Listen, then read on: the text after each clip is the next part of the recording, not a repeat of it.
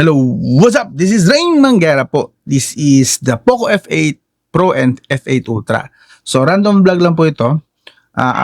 Out of curiosity lang. Gaano ba kalaki ang difference ng performance ng isang Qualcomm Snapdragon 8 Elite versus 8 Elite Gen 5? These two, Poco F8 Pro, F8 Ultra. Okay? So currently, if hindi po kayo aware, nagtaas na po sila both ng around 11,000 pesos. 8 to 11,000 pesos ang tinaas nila from original price dahil po sa RAM, price hike, fuel price hike, etc. etc. Ano pa mga price hike dahil sa AI and dun sa giyera sa ibang bansa. But, hindi natin pag-usapan yan. Pag-usapan natin dito is kung worth it ba, kasi nagtaas na sila ng price, diba? So, kung worth it ba, nagastusan sila ng ganong kalaki with their performance. And if ever man, kung gusto nyo pumili, what if prospect nyo pa walang bumili ng Poco F8 Pro and F8 Ultra, gaano ba kalaki yung gap ng performance nila? Okay?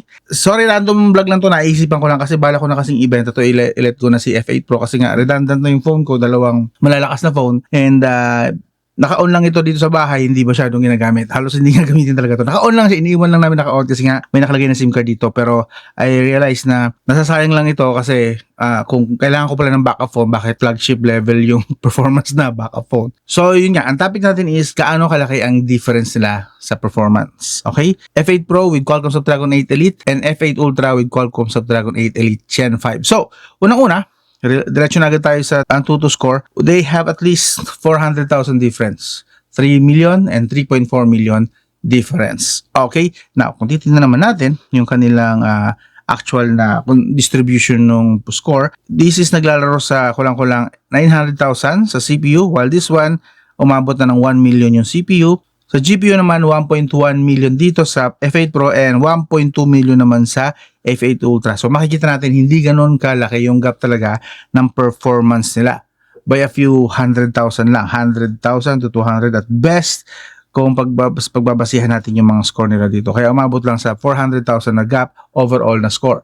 So yan po, okay? Now, gusto ko makita actual performance. Paano magagawa natin yon except sa game? Pag game kasi masyado matagal. But here, ang usual ko na ginagamit dito para makita yung performance nila is, what do you call this? Is kailangan i-stress test natin. Kasi dito makikita natin yung FPS.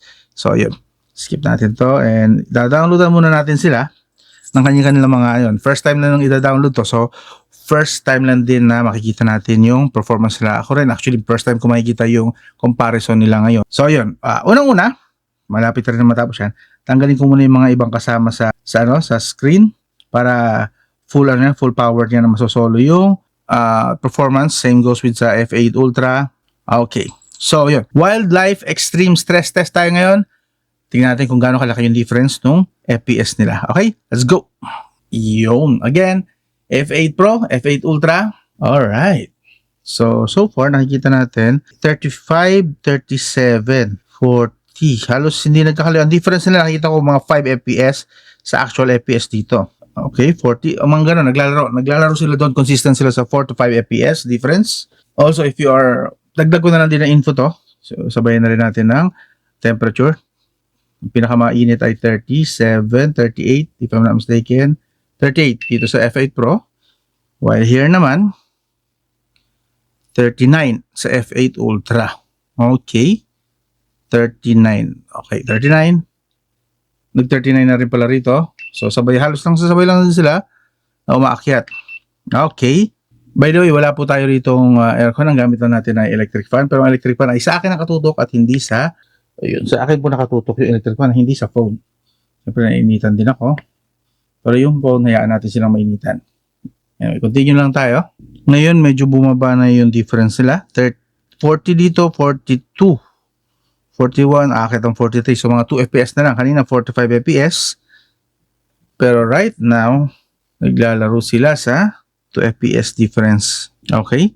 Again, 2 FPS. So, kung tutuusin natin, like, kung nakikita natin sa Antutu is nasa 400,000 score difference. Pero sa actual test, makikita natin ngayon na halos hindi sila nagkakalayo ng FPS. That's around 2 FPS at mataas na yung 5 FPS. See that? So, if you choose the F8 Pro, hindi rin naman pala nagkakalayo sa actual gaming. Kunwari, mag-gaming kayo, By the way, kung tatanungin nyo ako is ano mas mabigat? Yung mga games nyo o itong 3D Mark? Mas mabigat po itong 3D Mark kasi this is benchmarking test. Talagang ito sinasagad niya talaga yung FPS ng phone nyo, yung kaya niyang FPS.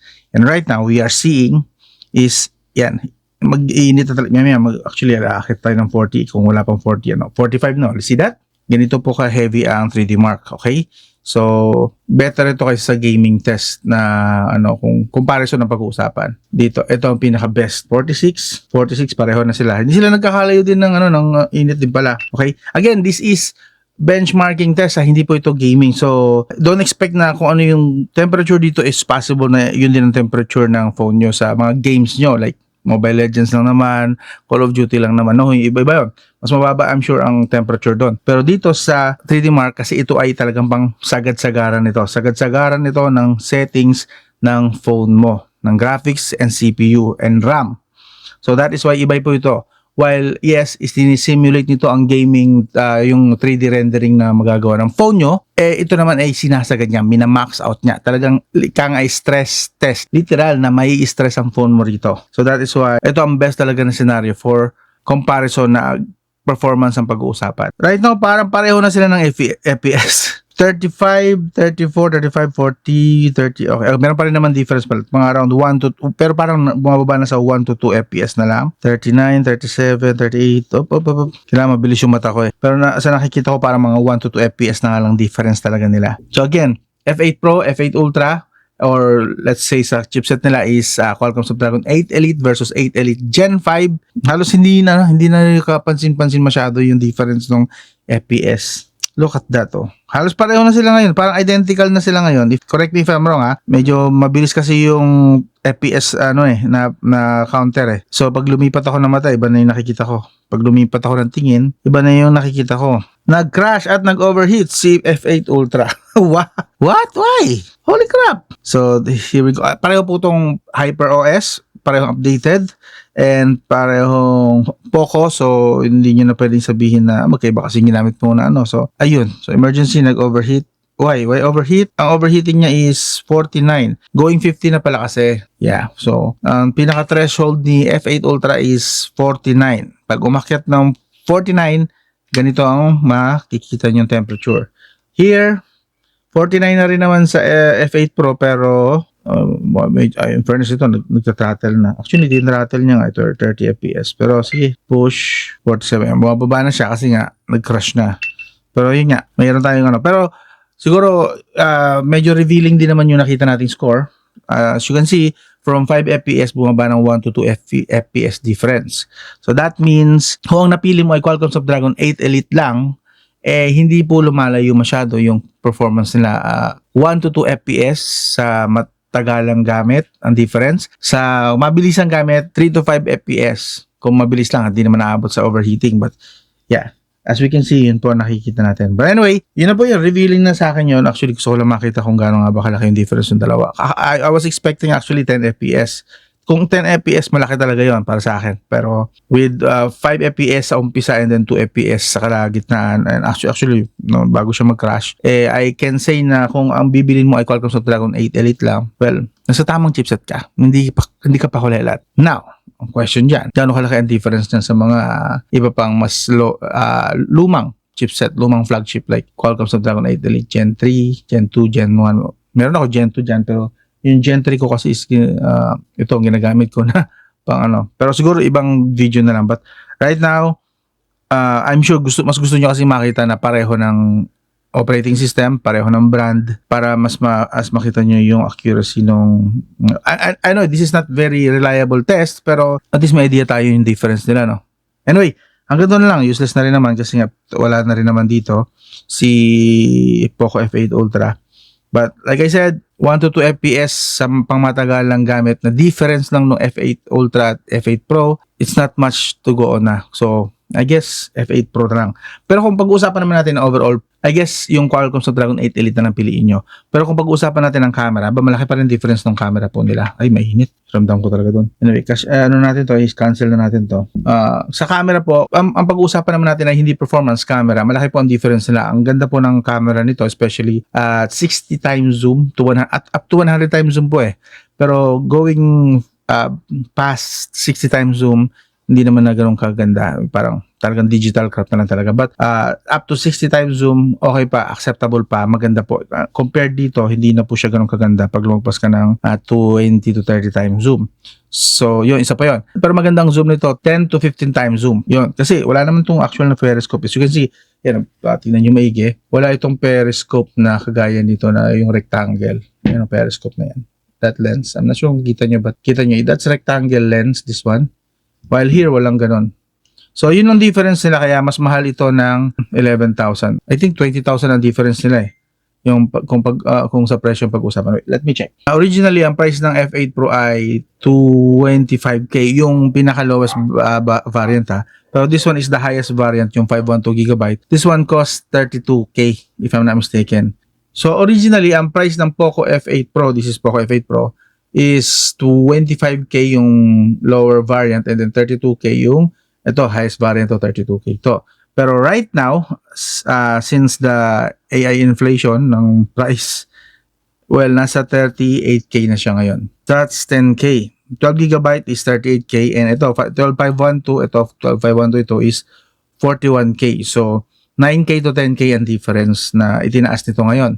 Okay? Now, dito naman sa Poco F8 Ultra, 35K to 40K yung dating original price. 35K sa lower variant and 40K. This one, ito yung 12512GB, 40K. Pero right now, pag chinek natin siya sa Shopee and Lazada, it went up to 50K para sa lower variant. 50K na actually. 51K para sa 512GB and 1K difference. 12256 and 16512. Kung 1K difference lang, bilhin mo na yung 16512. Ito yun. Yes. So yun. Again, yun yung difference nila. Pero kung hindi ka naman mahilig sa zoom, yung zoom na yun, at saka ito, kung okay lang sa'yo, kung hindi na naman big deal sa'yo itong speaker, since maganda pa rin naman speaker po nito, may extra bass lang talaga ito na tunog, plus yung chipset, okay? Which is nakita naman natin yung performance kanina. Kung okay lang sa inyo, kung okay lang sa inyo na wala ito, yung periscope, and then yung extra 2 FPS sa 3D Mark, sabihin natin 5 FPS difference naman sa normal na mga games, well, I think sulit na tong Poco F8 Pro.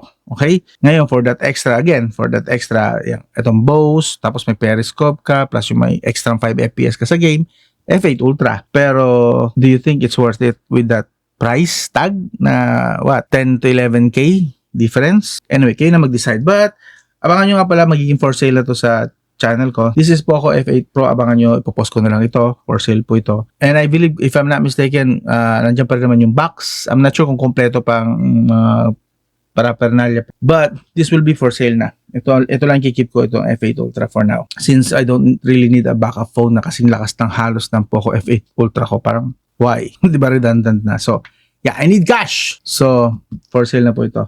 Yun lang yung difference nakita natin. Anyway, this is, asensya na, like I told you, this is just random vlog and out of curiosity din kung ano yung difference ng dalawa.